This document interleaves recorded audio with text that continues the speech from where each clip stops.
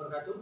Kami dari Pusat Kegiatan Belajar Masyarakat Tuah Cahaya Blian tentunya mengucapkan terima kasih kepada Direktorat Kursus dan Direktorat Jenderal Pendidikan Vokasi Kementerian Pendidikan, Kebudayaan, Riset, dan Teknologi Republik Indonesia yang sudah mempercayakan kepada kami untuk menyelenggarakan program kecakapan wirausaha dengan jenis kegiatan keterampilan perbaikan telepon seluler pada tahun 2022.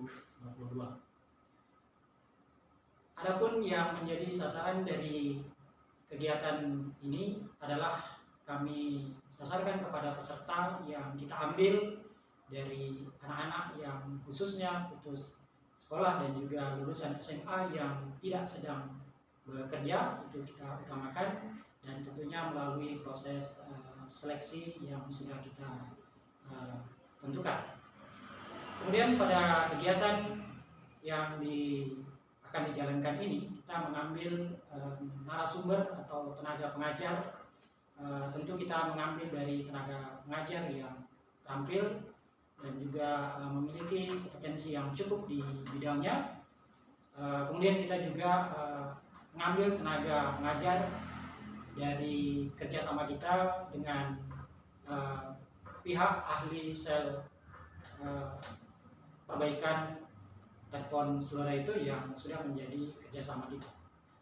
Kemudian materi yang akan kita sampaikan kepada peserta nantinya adalah yang pertama mengenai kewirausahaan, yang kedua berkaitan dengan keterampilan, dalam hal ini konsen kepada perbaikan telepon seluler. Kemudian materi pemasaran dan permodalan, semua itu kita laksanakan dengan total jam sebanyak 150 jam. Kemudian kami sampaikan juga, pengelola juga memberikan pendampingan usaha kepada peserta setelah peserta mengikuti kegiatan ini dengan dari awal sampai selesai nantinya. Tentunya kami berkeinginan agar ilmu yang didapatkan oleh peserta dapat dimanfaatkan sekaligus dipraktekkan di lapangan, karena perbaikan telepon seluler ini kita melihat sangat prospek sekali, sangat menyajikan, sehingga kita berkeinginan kepada peserta agar mau melakukan dan mampu melakukan usaha-usaha kecil yang harus dimulai melalui kegiatan yang sudah kita canangkan ini. Kemudian kami mengucapkan terima kasih kepada ahli sel yang menjadi pihak kerjasama dengan kita sekaligus sebagai tenaga pengajar keterampilan nanti, Pak Edward. Selamat sore, Pak. Kemudian kami juga dari lembaga PKBM mengharapkan kepada peserta nantinya untuk bisa mengikuti kegiatan ini dari awal sampai selesai, karena kami menganggap bahwa kegiatan ini sangat penting, sangat bagus. Ilmu yang akan didapatkan itu benar-benar nanti bermanfaat, dan tentunya harus dilakukan juga usaha-usaha yang menjadi kebutuhan masyarakat, dan kami akan selalu mendampingi sesuai dengan petunjuk teknis dari kementerian. Kami berharap juga kegiatan ini dapat terlaksana dari awal sampai selesai dengan baik, dan kepada tenaga pengajar nanti kami minta untuk memberikan transfer ilmu sebaik-baiknya kepada peserta didik atau peserta pada kegiatan yang kita canangkan. Baik, kita lanjutkan kepada tahapan berikut untuk menjelaskan terkait dengan proses pembelajaran yang akan dilaksanakan nanti. Kepada Pak Edward, kami silakan.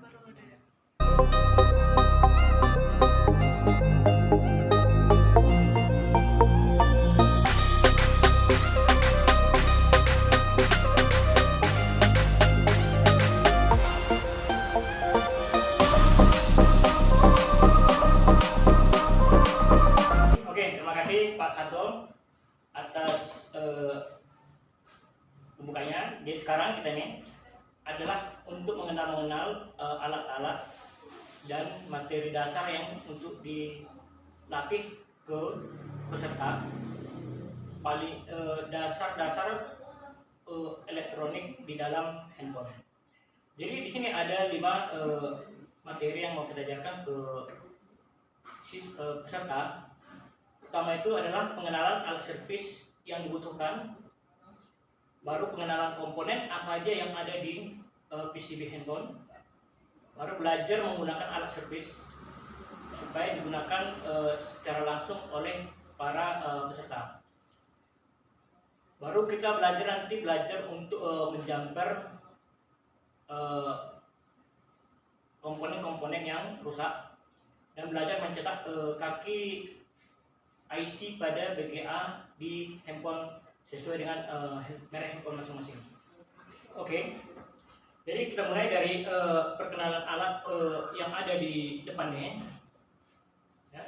Yang pertama itu yang perlu digunakan adalah yang namanya wajib digunakan oleh tukang servis handphone.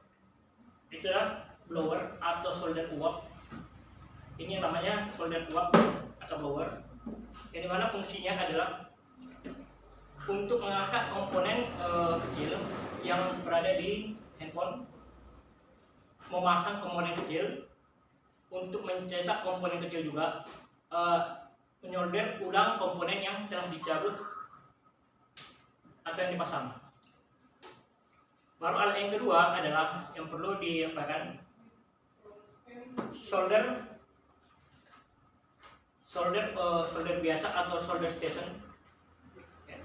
Solder ini fungsinya adalah digunakan untuk merakit atau membongkar komponen-komponen elektronik yang biasanya disematkan pada papan PCB handphone.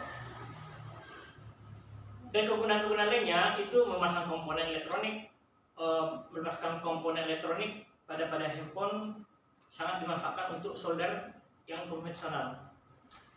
Yang paling wajib lagi satu lagi adalah namanya power supply. Nah, ini namanya power supply. Ya. Fungsi-fungsi dari power supply ini ada 4: sebagai alat charger untuk handphone, sebagai alat kejut baterai, dan sebagai pengganti tegangan voltase, sebagai analisa kerusakan handphone. Jadi untuk pertama kali menganalisa handphone harus menggunakan dari namanya power supply ini untuk menganalisa apa kerusakan-kerusakan yang berada di handphone itu. Dan alat yang sangat perlu lagi adalah namanya multitester atau avometer. Jadi multitester atau avometer ini ada 2, satu yang bentuk digital dan satu lagi berbentuk analog. Yang mana fungsinya untuk mengukur tegangan listrik jenis AC atau DC, mengukur tingkat konektivitas sebuah kabel atau konektor, menentukan kualitas transistor, mengukur tingkat resistansi atau hambatan sebuah resistor. Dan berikutnya yang sangat tak boleh ketinggalan adalah alat-alat servis seperti obeng, pinset. Itu wajib digunakan untuk servis handphone pada umumnya. Handphone harus menggunakan namanya tools-tools yang ada di perangkat. Baru yang perlu lagi, ini namanya amtek. Amtek ini digunakan untuk merekatkan solder pada saat menyolder. Ya. Dan timah. Timah ini digunakan ada namanya timah cair atau timah tembaga. Ini digunakan untuk BGA juga, dan solder ini untuk merekatkan komponen-komponen yang ada di handphone.